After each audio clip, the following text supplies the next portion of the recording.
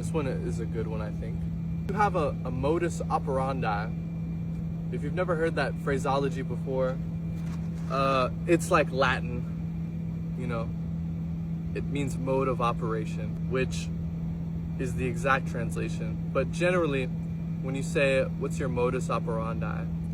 What you're asking is, how do you operate when you do this thing?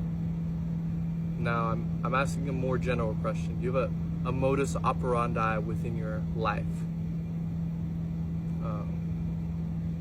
I kind of have two. And then they're to fill in the blanks for each other, right? Be the best man you know how to be, right? For me, that's really specific. I don't know if that sounds really specific, but it is. Be the best man. You know, what is being a man? It's like a really big question. To everyone, it means something different. What does it mean to be a man, right? To me, it's, you know, its own thing. I just want to be there. I want to help people. To me, that's what being a man is and should be. I want to be there and to help people however I can. A pillar, you know, support. That's what being a man is for me. And then be the best man you know how to be. Know how to be is important because if I said like be the best man in the world, well then how could I do that if I don't know what that looks like? Being the best man I know how to be means being the best man I am aware exists. So that sounds like complicated, but it's not. If you only know as much as you know, right? You don't know what you don't know. If I knew there was a way to be a kinder, smarter, stronger, faster, better, more supportive man, I would be that man. But I don't know if there is, and if there is, I don't know how to do that, right? So be the best man you know how to be. That's the first part. And the second part is, if I were to die right now, and all my good deeds and my bad deeds, right, were written in a book, would I be okay with people reading that book? I don't want to say everything. You know, if everything was written down in a book, you know, what if you like inflation porn? I don't know.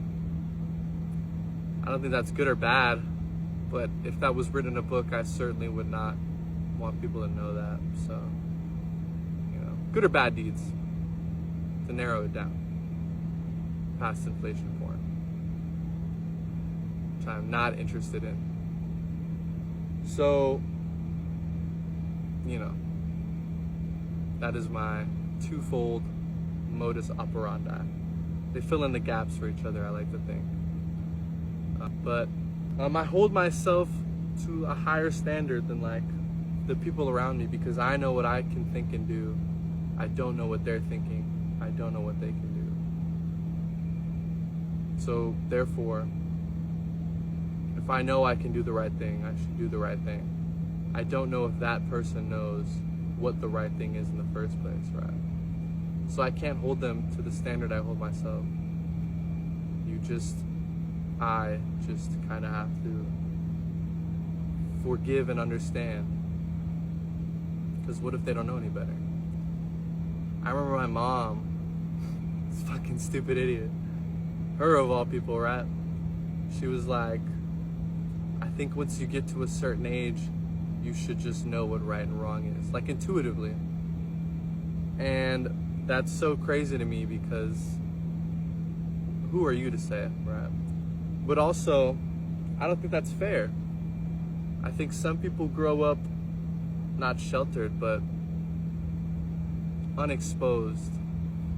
You know, if you've never been wronged, how do you know what wrong looks like? If you've never seen someone being wronged, right?